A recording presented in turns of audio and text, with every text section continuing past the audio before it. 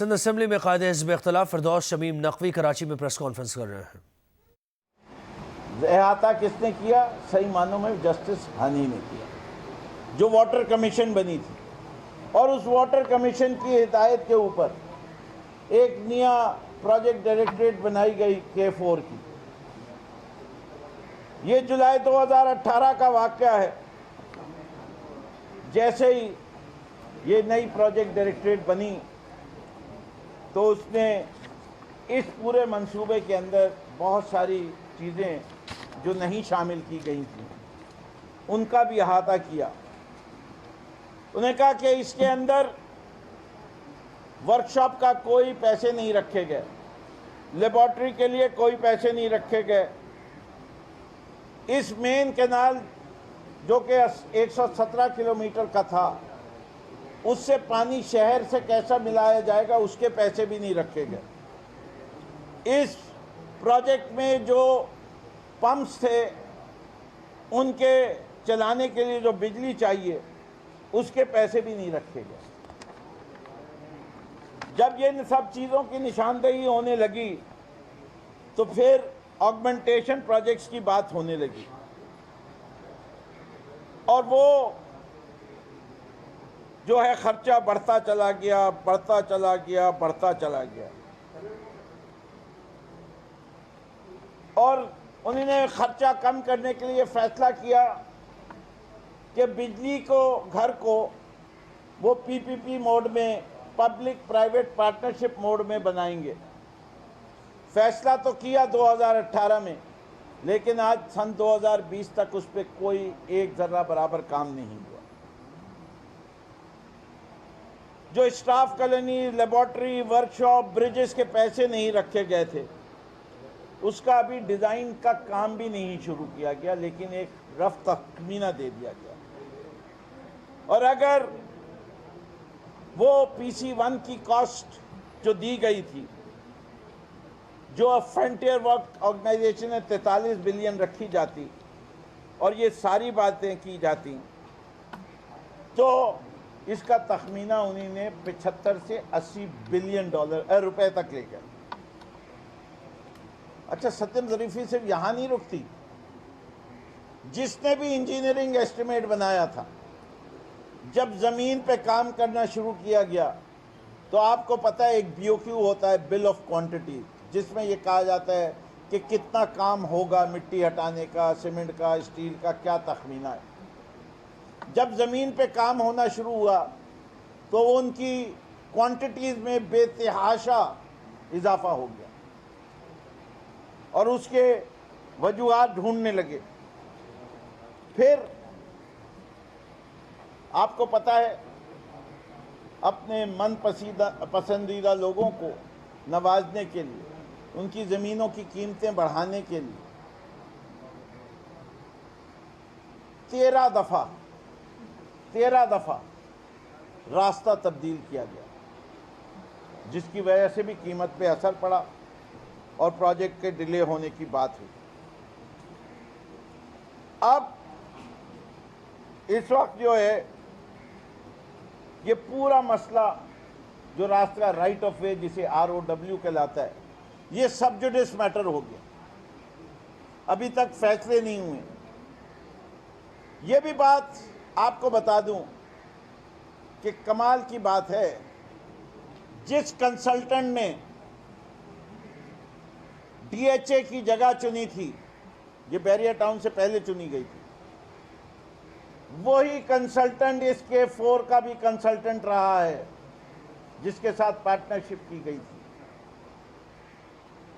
ये नोट करने वाली बात है कि फायदे किस तरह, किस इदारे को किस किस तरीके से पहुंचाए जाते हैं। जिस पैसों में मलिक रियाज और DHA को ज़मीन दी गई थी, पाकिस्तान की तारीख में किसी डेवलपर को इन कीमत पे ज़मीन नहीं दी गई। फिर इस शहर कराची को पानी कितना चाहिए? अगर इंटरनेशनल स्टैंडर्ड है 50 गैलन यौमिया फी शख्स, इंटरनेशनल स्टैंडर्ड क्या है? 50 गैलन फी शख्स यौमिया। हम डेवलपिंग कंट्री हम मानते हैं, हम रोज़ शायद नहाते नहीं हैं, उसके लिहाज से भी कम कर लीजिए। हमें बाल्टियों में पानी लेके जाना पड़ता है। हमारे शहर में 40% शहर के अंदर पाइप वाटर कनेक्शन नहीं है। जो कम से कम सतह भी मानी जाती है वो 30 गैलन यौमिया है। 2 करोड़ की आबादी के लिए 30 गैलन के लिहाज से 600 मिलियन गैलन यौमिया पानी तो सिर्फ इंसानों को चाहिए।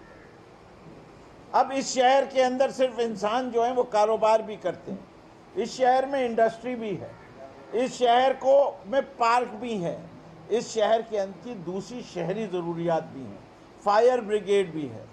तो तखमीना जो लगाया गया आज कल नहीं, आज गुजरी हुई कल भी नहीं, कराची शहर की ज़रूरत 1000 मिलियन गैलन पानी यौमिया है।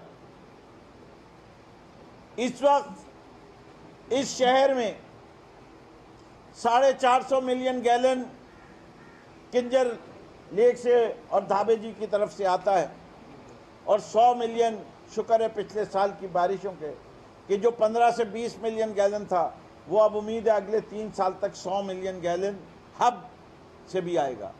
550 मिलियन गैलन, 450 मिलियन गैलन का फुकदान है इस शहर में। इसमें से जो यहाँ के एक्सपर्ट्स हैं वो कहते हैं कि तकरीबन 100 से 150 मिलियन गैलन पानी लोगों ने बोरिंग के ज़रिए हासिल कर रहे हैं। अगर वो भी मैं शामिल कर लूँ तो 700 मिलियन गैलन हो गया, और आज की तारीख में इस शहर में 300 मिलियन गैलन पानी का फुकदान है। इस शहर की आबादी पूरे मुल्क की आबादी 2.4% से बढ़ती है। इस शहर की आबादी 3.5% से 3.8% के दरमियान हर साल बढ़ती है। 2007 से 2020 तक आबादी तो बढ़ी, एक बूंद कतरा पानी का इजाफा नहीं हुआ। ये हुकूमत सिंध ये नहीं बता सकती कि सन 2030 में कराची की पानी की ज़रूरत क्या होगी और वो पानी कहाँ से आएगा।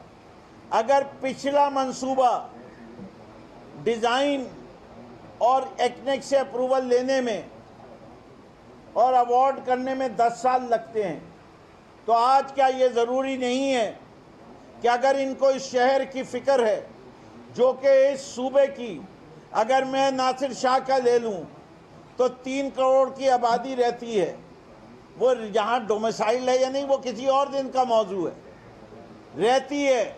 वो अफ़गानी जो रहते हैं, वो बंगाली बहारी जो रहते हैं, वो अगर सब मिला के इंसान तो वो भी हैं, पानी तो वो भी इस्तेमाल करते हैं।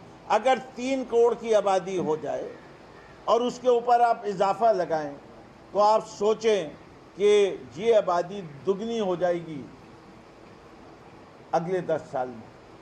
इसके पानी के निज़ाम के ऊपर क्या तवज्जो दे रही है, ज़रा नासिर हुसैन शाह साहब, चीफ मिनिस्टर साहब मुझे बताएं। तो एक सही सवाल उठा लिया FWO ने, कोर कमांडर साहब ने, कि भाई अगर कराची के अंदर पानी की इतनी कमी है तो ये जो आप एक सिंगल कैनाल बना रहे हैं, इसी K4 की रूट के ऊपर 2 और कैनाल्स का प्रोविज़न भी है, तो इन तीनों कैनालों को अगर एक कैनाल कर देंगे तो लागत कम आएगी। सवाल बिल्कुल दुरुस्त था।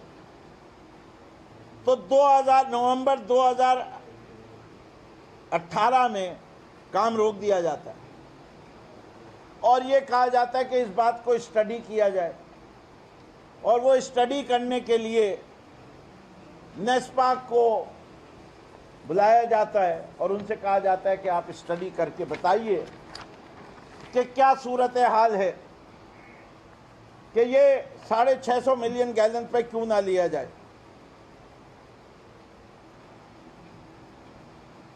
और 25 फरवरी 2019 को नेस्पाक को ये कॉन्ट्रैक्ट मिलता है। ये है third party overall design and review of K4 project phase 1, 260 million gallon daily and 650 million gallon to MS NASPAC by direct selection contracting method under section 21(1) of Sindh Public Procurement Act amended 2013, complete in all respect, including hydraulic model of 260 and 650 million gallons daily, hydrological study, effectiveness of the conveyance system, water availability from Kinjan Lake, KB feeder and augmentation, etc., and all other allied works. अच्छा जी, नेस्पाक ने जो काम करना था वो उस्मानी and company के design को review करना था। अलाइनमेंट जो कि हिली एरिया थी किरथर रेंज के, उसको देखना था। Route passes, high fill and deep cut areas की वल्नरेबिलिटी को देखना था और इसी कैनाल की एक्सेस ड्यूरिंग रेन्स किस तरह मुमकिन थी वो देखना था। Improvement and protection required for intake structure and intake channel देखना था।